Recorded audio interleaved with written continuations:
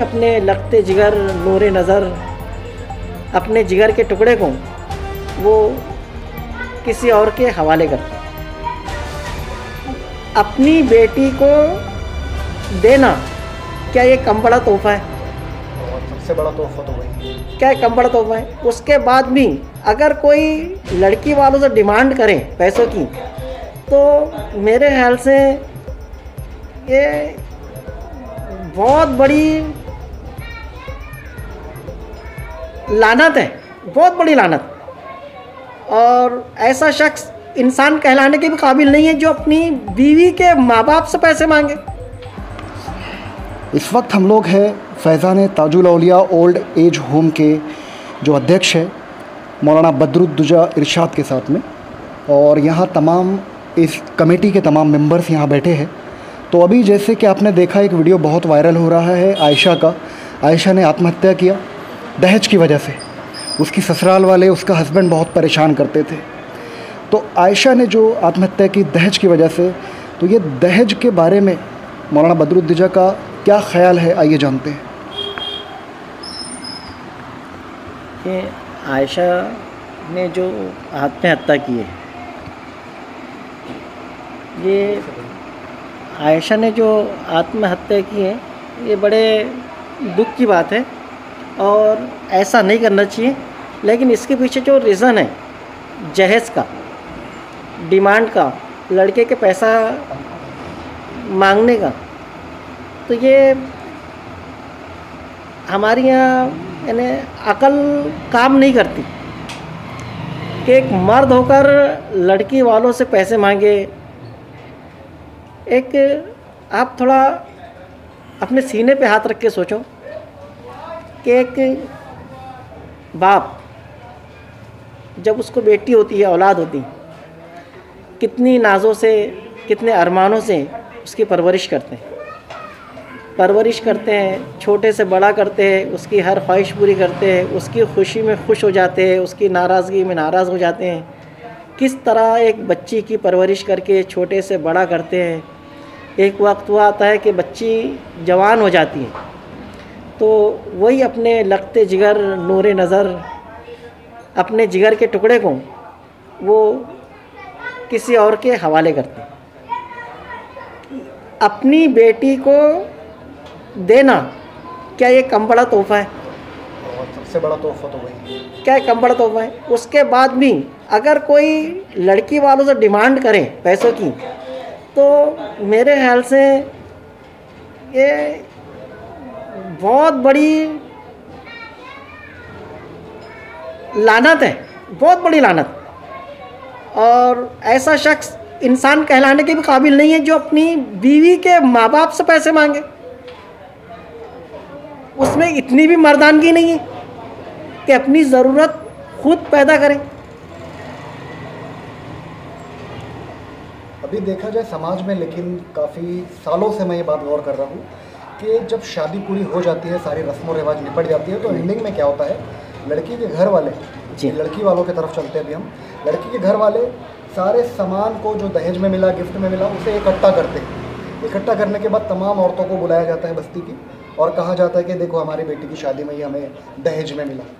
जी, इस बारे में क्या ख्याल है? ये अपने जहेज़ का एडवर्टाइज़ करते हैं, ये दिखाते हैं कि देखो हमने अपनी बेटी को क्या क्या दिया है जहेज़ के अंदर। और इसके अंदर होता क्या है कि जहाँ एक अमीर आदमी की बच्ची की शादी के जहेज़ की नुमाइश होती है, वहीं एक गरीब रिक्शे वाले की बच्ची भी वो जहेज़ देखने के लिए आती है। वहीं एक ऑटो वाला भी वो जहेज़ देखने के लिए आता है। ऑटो वाले के दिल में ये भावना पैदा होती है कि मेरे को भी इतना जहेज़ मिलना चाहिए।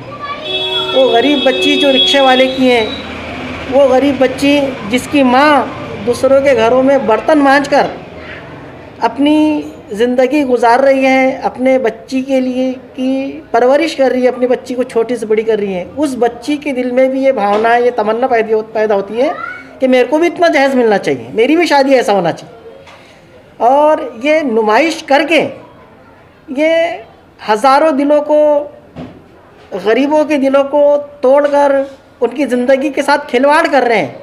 और ये बहुत बड़ा जुर्म है और इसके लिए कोई कानून बनना चाहिए कि कोई आपको अपनी बेटी की शादी में जहेज़ देना है, दे दो ना। नुमाइश क्यों कर रहे? किसको दिखा रहे? दूसरों की ज़िंदगी के साथ खिलवाड़ कर रहे हैं। आखिर क्या गरीब की औलाद नहीं है? गरीब की बेटी नहीं है? किसको दिखा रहे?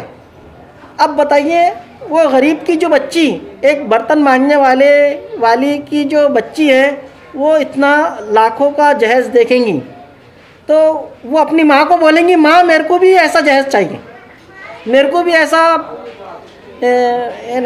महाराजा सोफ़ा चाहिए, और इस तरह फर्नीचर चाहिए, इस तरह सूट जोड़े चाहिए। बताओ, जब वो अपने घर में जाके अपनी माँ को बोलेंगी तो उसका माँ का दिल क्या बोलेगा? जब ये रिक्शे वाला, ऑटो वाला, खटला चलाने वाला, कबाड़ी का काम करने वाला, गैरेज में काम करने वाला इंसान, लड़का, जब ये देखेगा तो क्या वो किसी गरीब की बच्ची के साथ शादी करना पसंद करेगा? यही वजह है कि आज हमारे समाज में लड़के शादियां नहीं कर रहे हैं। इसलिए शादियां नहीं कर रहे हैं कि उनके पास पैसा नहीं है। इसलिए शादियां नहीं कर रहे हैं कि वो गरीब के घर जाएंगे तो उनको जायज़ नहीं मिलेंगे। इसलिए शादियां नहीं कर। आप नाराज़ नहीं होना, ये बहुत कड़ू बात बोल रहा हूँ मैं, और सच्चाई है। इस सच्चाई का इनकार नहीं कर सकते। एक गरीब की बच्ची माँ को बोल रही है, अपने रिक्शा चलाने वाले बाप को बोल रही है, अपना हाथ ठेला चलाने वाले बाप को बोल रही है कि उनके यहाँ ऐसे ऐसे सूट मिले हैं, मुझे भी ऐसे ऐसे सूट मेरे जहेज़ में देना। उनके यहाँ ऐसा डेकोरेशन बना है, उनके यहाँ ऐसा लॉन बना है, उनके यहाँ ऐसा बना है, उनके यहाँ वैसा बना है।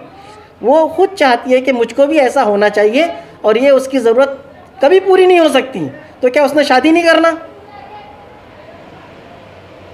हर लड़का, आज सबकी बात नहीं करूँगा, लेकिन अच्छे लोगों की कमी नहीं दुनिया में, क्योंकि हम देख रहे हैं, हम लोग इज्तिमाई शादी करते हैं। हमको मालूम है करोड़पति लड़का भी इज्तिमाई शादी में इसलिए शादी करता है कि मैं ये गंदी रस्मों को ख़त्म करना चाहता हूँ, गंदी रस्मों को ख़त्म करना चाहता हूँ। मैं अब किसी की औलाद को जलते हुए नहीं देख सकता, मैं किसी की बेटी को जलते हुए नहीं देख सकता, मैं किसी की बेटी को मरते हुए नहीं देख सकता, मैं ये जहेज़ की जो लानत है इसको बरसते हुए नहीं देख सकता। ये गंदी रस्मों को ख़त्म करने के लिए हमारे पास ऐसे ऐसे हीरे आए जिन्होंने करोड़पति होने के बावजूद सामूहिक विवाह में, इज्तिमाई शादी में शादी की।